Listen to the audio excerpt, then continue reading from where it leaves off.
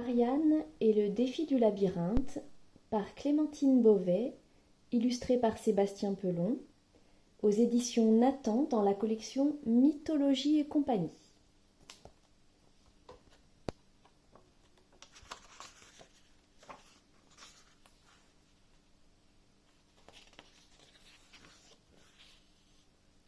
Nous sommes en Crète, royaume de Minos, un roi dur, sévère, qui règne sur son île d'une main de fer.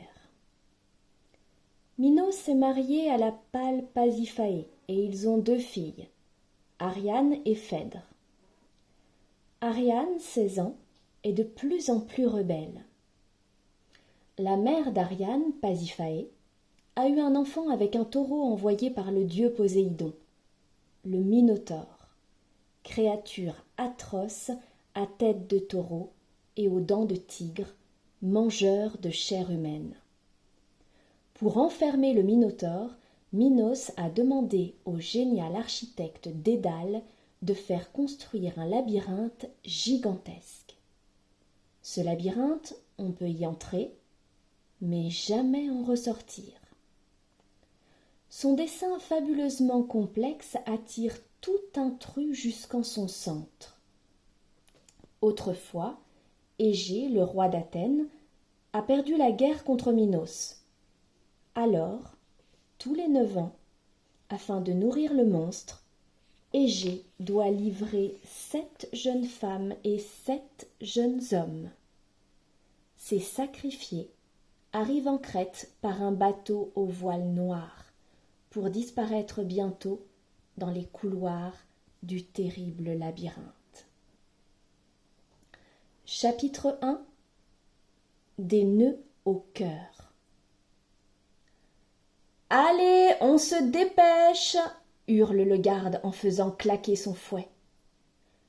Les voilà donc, les 14 jeunes sacrifiés que le roi Minos exige de son voisin vaincu, le roi Égée. Comme tous les 9 ans, le bateau arrive, le ventre lourd de jeunes victimes. La dernière fois, Ariane était petite, elle ne se rendait pas compte. Mais à présent, elle sait ce qui attend ses prisonniers. Ils seront livrés en pâture au Minotaure, qui ne mange que de la chair humaine, tapi au cœur du labyrinthe où il est enfermé depuis sa naissance. Les suppliciés aussi savent ce qui les attend. Ils pleurent, prient les dieux, mains dressées vers le ciel. Sauf un jeune homme, peau de cuivre et yeux noirs, qui reste tête droite, visage fermé. Il descend du navire élégant comme un prince. Et Ariane, en le voyant, sent quelque chose se nouer tout au fond de sa poitrine.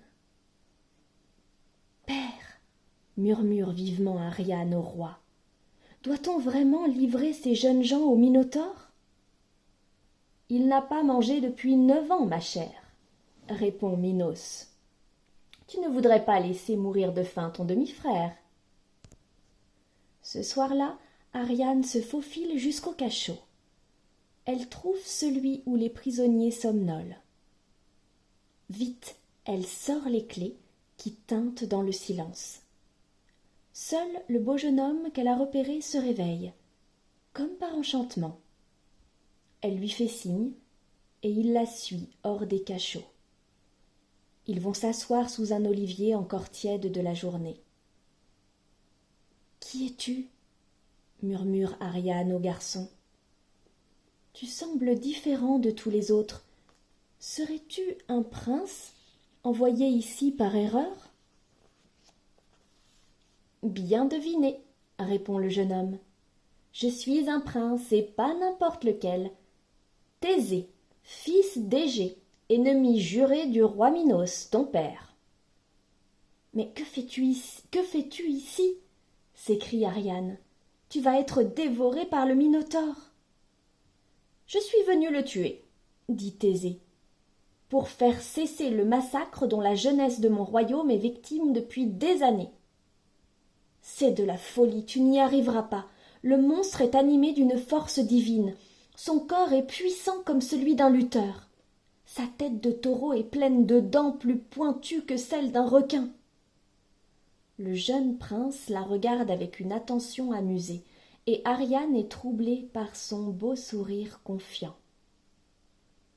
Alors, je mourrai en ayant au moins tenté.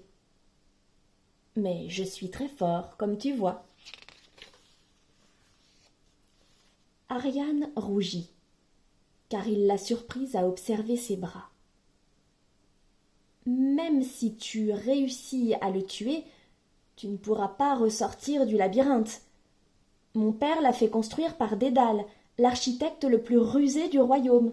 Une fois dedans, il est impossible de retrouver son chemin.